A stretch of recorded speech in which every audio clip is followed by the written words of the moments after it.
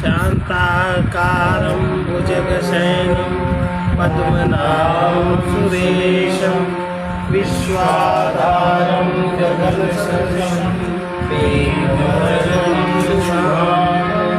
लक्ष्मीकान्तं कमलनयनं योगिभिर्ध्यानगम्यं वन्दे विष्णुं भवभयहरं सर्वलोकैकनाथं यं ब्रह्मा वरुणेन्द्ररुर्वरुणः सुनवन्ति वेदैः साङ्गपदक्रमोपनिषदैः गायन्त्यमसा ध्यानावस्थिततद्गतेन मनसा पश्यन्ति यमयोगिनो यस्यान्तं न विदुषासुरगणा देवाय तस्मै नमः।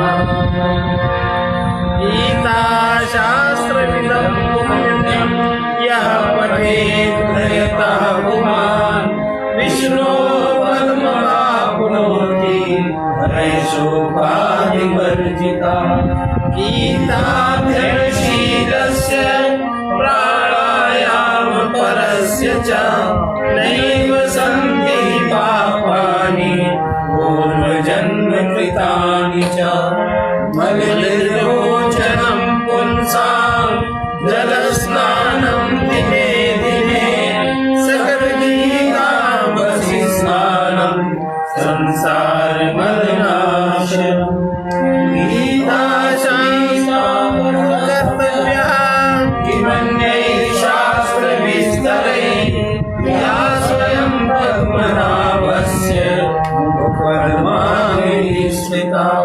भारतामृत सर्वस्वं विष्णोर्वक्त्राभिः स्थितं गीतागं गोदकं गीत्वा पुनर्जन्म न विद्यते। सर्वोपनिषदो गावो रोधा गोपालनन्दना पार्थो वत्सः सुधीरोक्ता दुग्धं गीतामृतं महत्। एकं शास्त्रं देवकी पुत्रगीतम् एको देवो देवकी पुत्र एव एको मन्त्रस्तस्य नामानि यानि कर्मापीकं तस्य देवस्य सेवा। ओम श्री परमात्मने नमः। परमात्मने नमः। अथ चतुर्थोऽध्यायः। श्री भगवान् उवाच इमं विवस्वते योगम् प्रोक्तवानहम् अव्ययम् विवस्वान मनवे प्राह। मनुरिक्ष्वाकवे अब्रवीत्। भगवान कह रहे हैं अर्जुन से कि ये जो अविनाशी योग अविनाशी माने योग का अर्थ होता है जीव अपने को सत्यमय अनुभव करे, ये तो अविनाशी है। और संयोग जब होता है विपरीत पदार्थ का, जड़ पदार्थ का, तो उसको संयोग करते हैं। इस अविनाशी योग को कल्प के आदि में सूर्य के प्रति कहा था। विवस्वते प्रोक्तवान, और सूर्य ने अपने प्रति मनु के प्रति कहा। मनु ने अपने पुत्र इक्ष्वाकु के प्रति कहा। ये इसकी परंपरा है। तो भगवान कहते हैं ये जो सनातन योग सनातन है। सनातन का एक अर्थ होता है कि समय के बाहर, बियॉन्ड ऑफ द टाइम, वही सनातन होगा ना। जो जिसमें समय आता है, पर जो समय में जिसमें समय आता है उसको कहते हैं सनातन। लोग बड़ी व्याख्या अजीब तरह की करते हैं। से सनातन वस्तुतः समय के भीतर जो भी है, समय के भीतर जो है उसका एक क्रम है, उसमें नया और पुराना है। भाई जो गया वो पुराना, जो पुनः आया सो नया। इस प्रकार समय के भीतर जो है पैदा भी होगा, मरेगा भी, और समय के जो बाहर है वो निरंतर अपरिवर्तित रहता है। तो योग अपरिवर्तित है, इसलिए वो समय के बाहर है। अब भगवान जो कह रहे हैं अर्जुन से कि मैंने यही योग सूर्य के प्रति कहा, मैंने सबसे पहले मैंने इस अविनाशी योग को कल्प के आदि में सूर्य के प्रति कहा था। अर्थात समय का जब प्रारंभ हुआ, जब सृष्टि का प्रारंभ हुआ था, तब हमने इसको सबसे पहले सूर्य के प्रति कहा योग। इसका क्या मतलब?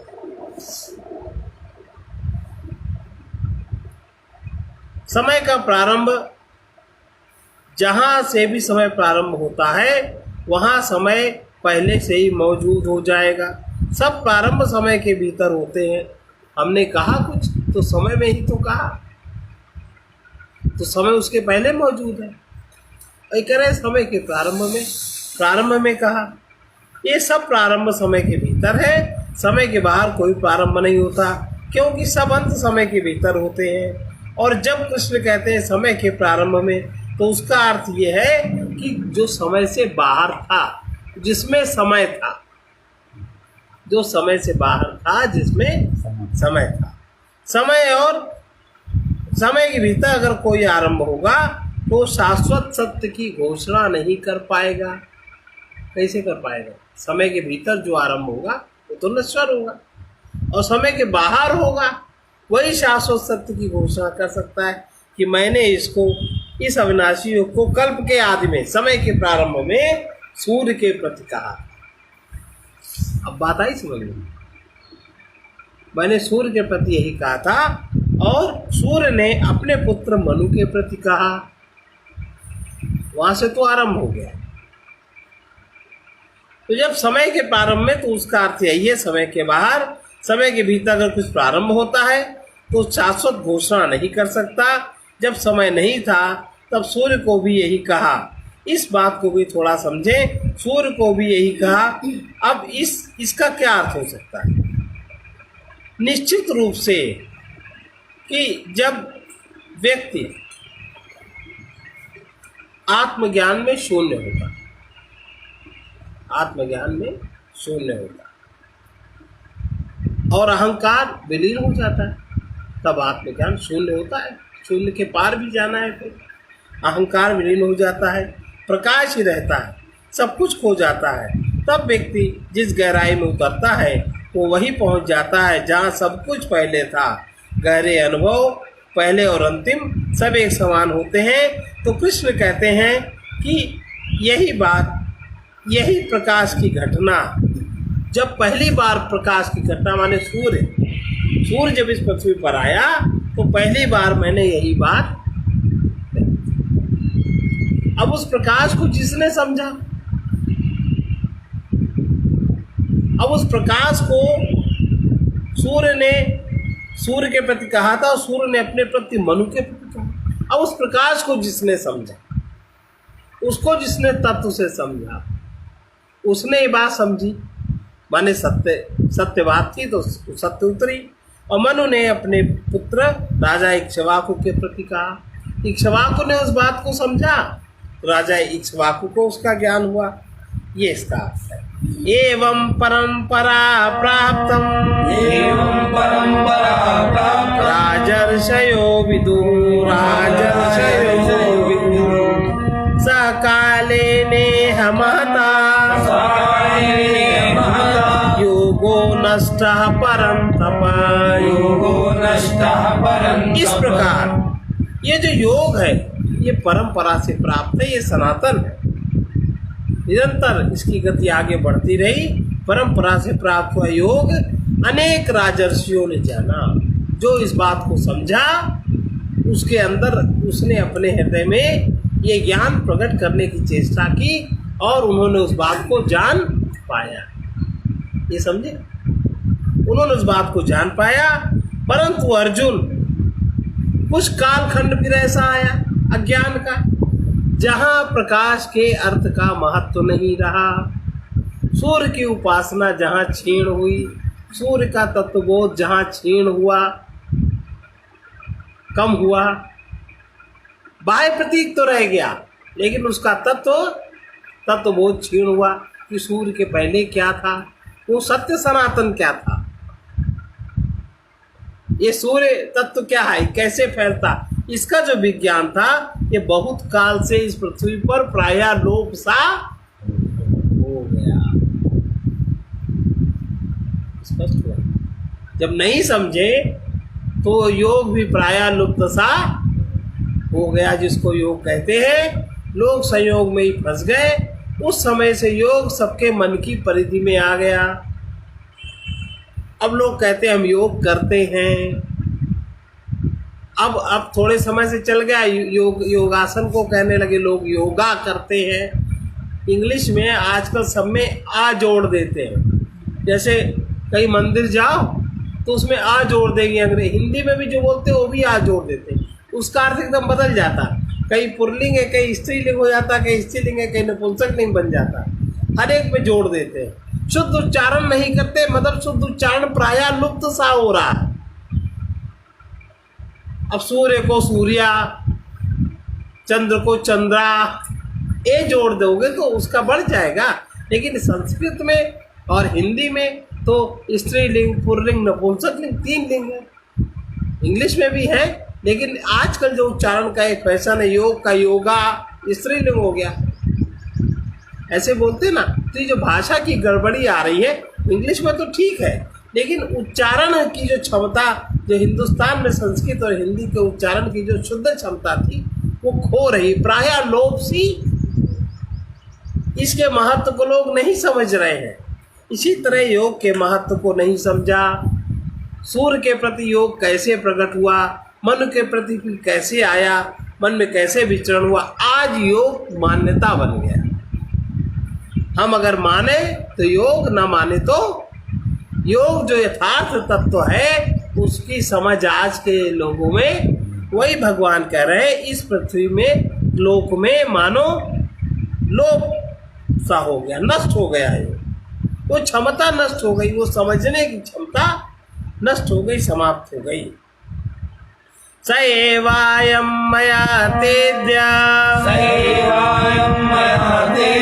योगः प्रोक्तः पुरातनः भक्तोऽसि मे सखा चेति रहस्यं ह्येतदुत्तमम्। वो ही यह पुरातन योग जो पहले सृष्टि के आरंभ में हमने सूर्य के प्रति कहा था, उसके बाद जो राजा इक्ष्वाकु अन्य राजर्षियों तक ये परंपरा से प्राप्त हुआ, वो जागृति रही। और वो मैंने पुनः हजारों वर्षों बाद मैंने उसी योग को तुम्हारे प्रति प्रकट किया, जो पिछले अध्यायों में जो कहा वही बात मैंने कही, पुनः मैंने वही बात कही। अब अगर तुम इस बात को नहीं समझ पाते तो हमने कह तो दिया है, पर जब कोई समझेगा नहीं तो क्या कहा जाए। अब मैंने तेरे लिए वर्णन किया। अब तुमने क्यों वर्णन किया? क्योंकि जो गहन से गहन चीज़ें, गुप्त से गुप्त चीज़ें, जो अपना बहुत प्रिय व्यक्ति है उसी के प्रति व्यक्त किया जाता है। और सबसे प्रिय संबंध इस पृथ्वी पर मित्र का संबंध है, मैत्री भाव। मैत्री भाव सबसे उत्तम भाव है, सबसे पवित्र भाव है। और मैत्री भाव में कुछ लेना देना नहीं, सबसे निष्काम भाव है, सबसे परमात्मा के संबंध का तटस्थ भाव, मैत्री भाव। तो भगवान कह रहे हैं क्योंकि तुम मेरे भक्त हो।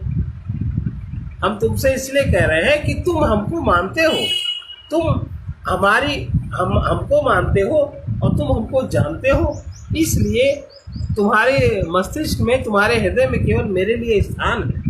और तुम मेरे सखा भी, माने मित्र भी।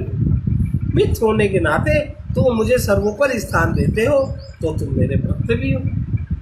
दो संबंध तुमसे बने और दोनों ही संबंध बड़े पावन हैं। ये दोनों संबंध किसी भी संबंध को पावन बनाने वाले हैं। इसलिए यह योग मैंने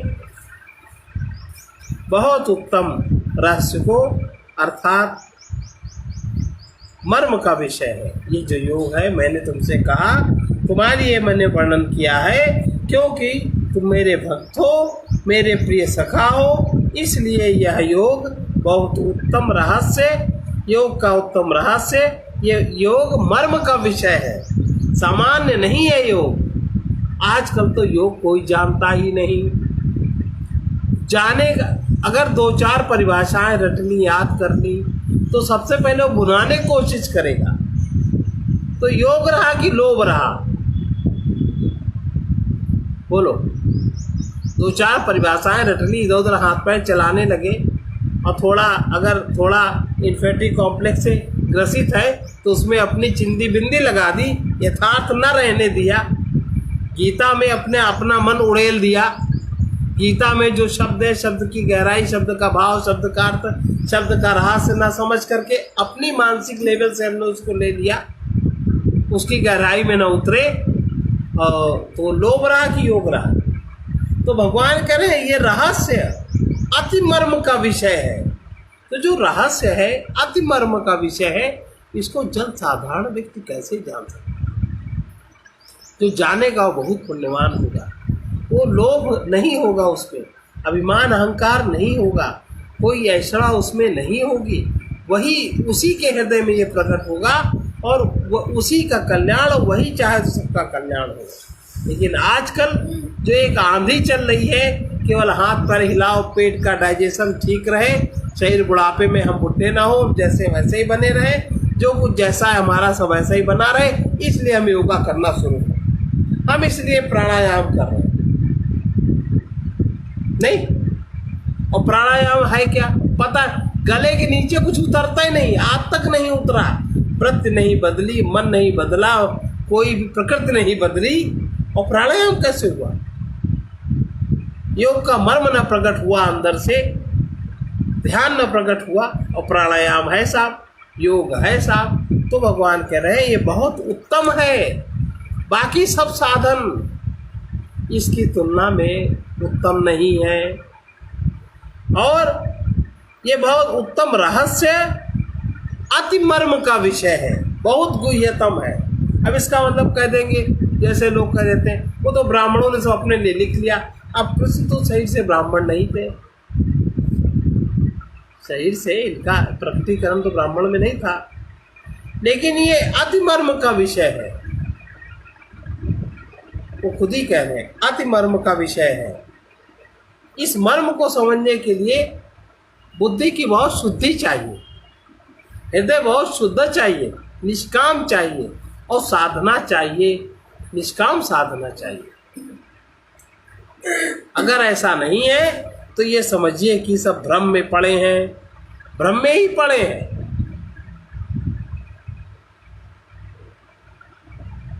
और मोह में, अपनी वृत्तियों के मोह में पड़े हैं। जो वृत्तियां हमने बना ली, उन्हीं को धारण किए, उन्हीं की सुरक्षा करने के लिए उसी मोह में पड़े। यथार्थ बात हमको नहीं पता।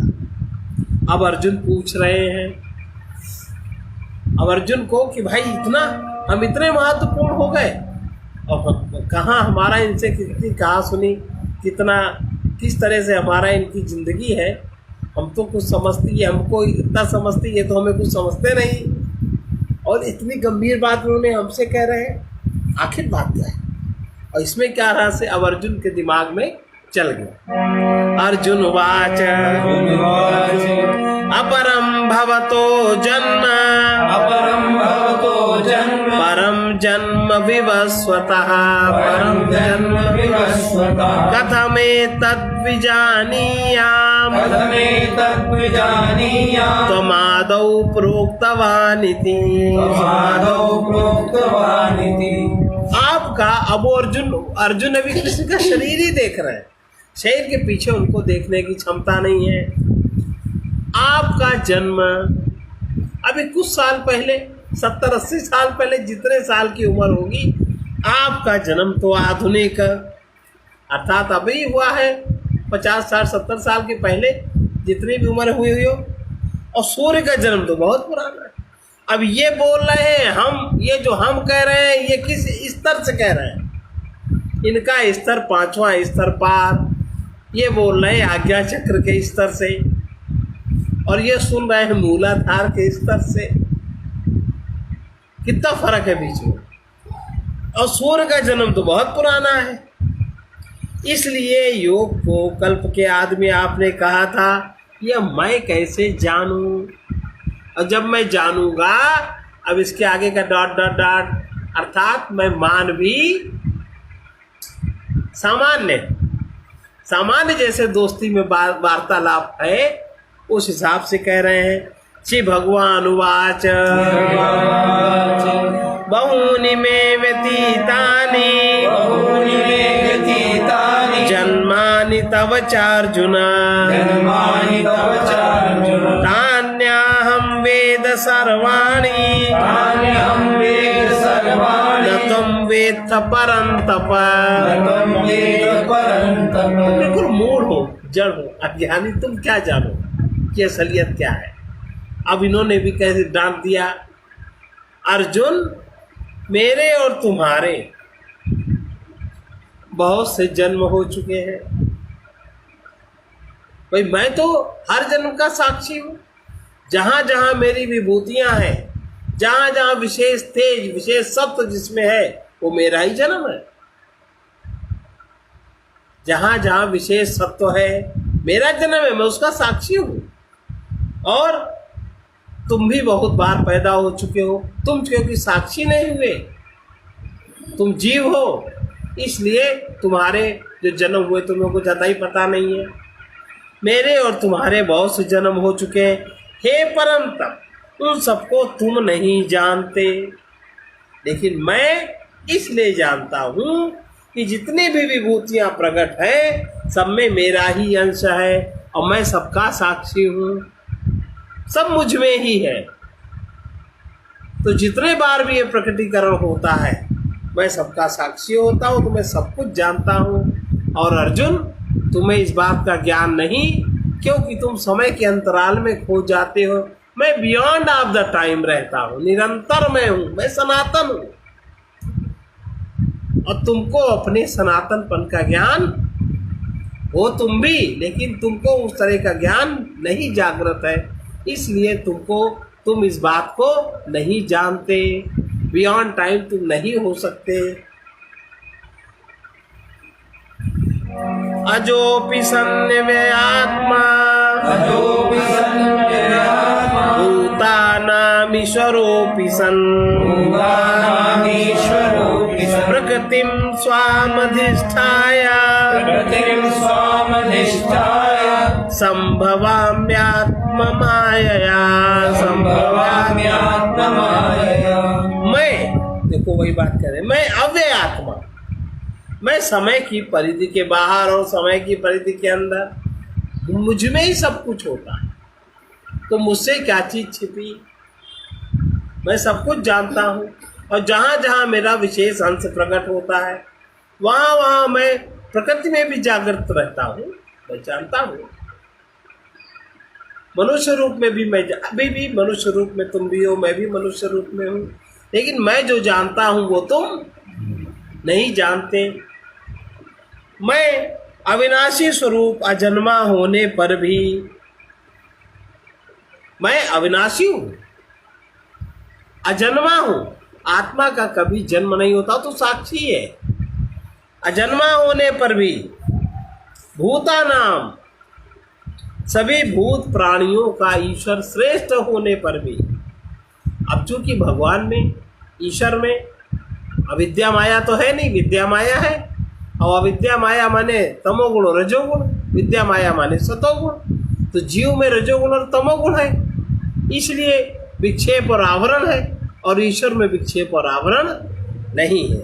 ईश्वर होने पर भी अपनी प्रकृति को, मैं चूंकि हमारे में विक्षेप और आवरण नहीं है, शुद्ध सत्व है, इसलिए जो हमारी क्रिया शक्ति है मैं उसको भी जानता हूँ, वो मेरे स्ववश है। प्रकृति माने क्रिया शक्ति, जो मेरी करने की क्षमता है, जो मैं, प्रकृति माने इसको आप अलग मत कहिए, जो मेरे करने की क्षमता है, जो मेरी योग्यता है, जो हमको प्राप्त है, शुद्ध सत्व शुद्ध ज्ञान युक्त होकर के अधीन, वो मेरे अधीन है, वो योग माया है। जहाँ जहाँ मैं हूँ वहाँ वहाँ वो है। जहां जहां मैं हूं वहां वहां मेरी क्रिया शक्ति है। तो मेरी क्रिया शक्ति तो दिखाई पड़ती है, लेकिन मैं किसी के दृष्टिगत नहीं होता हूं। योग माया से प्रकट, इसी योग को जो मैंने तुम्हारे प्रति कहा अर्जुन, इसी योग माया से मैं प्रकट होता हूं। अर्थात जितने भी विभूति है, जितने भी विभूतियां हैं, उनमें सब में जो एक तरफ तो संयोग है, एक तरफ तो योग है, और उसमें भी जहां संपूर्णता का योग है, जहां समय के पार उस तत्व का योग है, उसको मैं प्रकृति को अधीन करके, प्रकृति क्रिया शक्ति मेरे अधीन, भाई हर मनुष्य की क्रिया शक्ति उसके अधीन है। बस क्रिया शक्ति बहुत न बढ़ जाए, एनर्जी बहुत न बढ़ जाए, असंतुलन न हो जाए, वरना हाथ हिल रहा है तो हिलता ही रहेगा। क्रिया शक्ति का अब भगवान में क्या असंतुलन होगा, उसको मैं अधीन करके, अर्थात तो मेरे तो अधीन वो है ही योग माया से। ये योग जो हमने तुमको कहा और क्रिया शक्ति, मैं दोनों का संतुलन करके मैं प्रकट होता हूं। और कब मैं प्रकट होता हूं, कभी बात आती है, हमेशा नहीं, व्यक्त रूप से मैं कब प्रकट होता हूं। यदा यदा हि धर्मस्य ग्लानिर्भवति भारत अभ्युत्थानमधर्मस्य तदात्मानं सृजाम्यहम्। मैं जब अविनाशी स्वरूप जन्मा होने पर भी, सब भूत प्राणियों का ईश्वर होने पर भी, माने भूत प्राणियों का ईश्वर माने उनका बनाने वाला, कर्ता धर्ता, उनकी व्यवस्था करने वाला होने पर भी अपनी प्रकृति को अधीन करके योग माया से प्रकट होता हूँ। ये तो स्पष्ट हो गया। अब मैं कब प्रकट होता हूँ, कब मेरी आवश्यकता, कब मैं समझता हूँ, कब एकदम शुद्ध सत्य प्रकट हो जाए प्रकृति में, रस्तम को कब करना है, ये बात कह रहे हैं। यदा यदा हि धर्मस्य ग्लानिर्भवति भारत अभ्युत्थानम् अधर्मस्य तदात्मानं सृजाम्यहम्। हे भारत, जब जब धर्म की ग्लानि, अब देखो ग्लानि और हानि में अंतर। ग्लानि जैसे अभी सरकार टैक्स बढ़ा दे, इसी समय बहुत टैक्स है, कहना जीएसटी लाएंगे और सारे टैक्स खत्म, लेकिन कोनो खत्म है ना भाई, जीएसटी लग गई अलग से और बढ़ जाए 100 में से 80% टैक्स। तो व्यक्ति बड़ा ईमानदार है, बड़ा भक्त है सरकार का, बड़ा भारत का नागरिक है, बहुत देशभक्त है, सब कुछ है, इसके बावजूद उसको कुछ ऐसा छल कपट करना पड़ेगा कि जिससे 50% तो बचे, 50% हम टैक्स दे देंगे। करेगा नहीं, और वो जानेगा और उसको पश्चाताप भी होगा, उसको मन में ग्लानि भी होगी कि यार हम गलत कर रहे हैं, लेकिन हम मजबूर हैं, खाएं क्या, जिए कैसे, इसको कहेंगे क्या, ग्लानि। सही हम जानते हैं, सही हमें करना चाहिए, लेकिन हम मजबूर हैं, उस मजबूरी में हम जो गलत कर रहे हैं उसका जब पश्चाताप होता है उसको कहते हैं ग्लानि। तो जब और धर्म के 4 मुख्य हिस्से होते हैं, प्रगट 4 पद धर्म के, प्रगट 4 पद धर्म के, कलि महा एक प्रधान, एन केन विधि दीन्हे, दान करे कल्याण। सबसे पहला पद सत्य धर्म का, नंबर 2 पद तप, नंबर 3 पद दया, और नंबर 4 पद दान। अब देखिए, अब जब इतना अधिक टैक्स हो गया, तुम सत्य कैसे लिखा पढ़ी सरकार को दे सकते हैं? हमें पता है हम लिख रहे हो सो जो गलत है, हमें ऐसा नहीं करना चाहिए गद्दारी, लेकिन मजबूर है हम, भीतर से बड़ी तकलीफ होती। तब बहुत परिश्रम से व्यक्ति धन अर्जित करता है, कुछ भी अर्जित करता है बहुत परिश्रम से, बहुत तपाता है अपने आप को, उसका तप बेकार जा रहा है। उसके परिवार के लोग दुखी, उसके समाज के लोग दुखी, उसके यहाँ भिखारी आता है वो दुखी, वो किसी को चुटकी भर आटा नहीं दे पाता, खुद तो पहले खाएगा, कितना परेशान। तप भी क्षीण हो रहा है, पर उसको अंदर से बड़ी ग्लानि की ऐसा नहीं होना चाहिए, भगवान कुछ तो रास्ता निकले। दया, 4 साधु आ गए गाते बजाते दरवाजे पे, भिक्षाम दे भिक्षा दो भिक्षा दो। अरे कहाँ से लाएं, हमारा ही नहीं पूरा, पर चलो चलो अपने वहाँ रास्ता देखो। कुछ तो कह देते हैं अहंकारवश, लेकिन कुछ जो ठीक लोग हैं, धार्मिक लोग हैं, जो परमात्मा को मानने वाले, धर्म व्यवस्था को मानने वाले, उनके अंदर कष्ट होता है, चलो कुछ भी दे दो या ना दे दो, उनको भी हटाना पड़ता है। दान की तो सवाल ही नहीं, इतने पर्व इतने सब है, कैसे करें, चाहते हैं सब। तो ये धर्म की ग्लानि है। क्या है ये?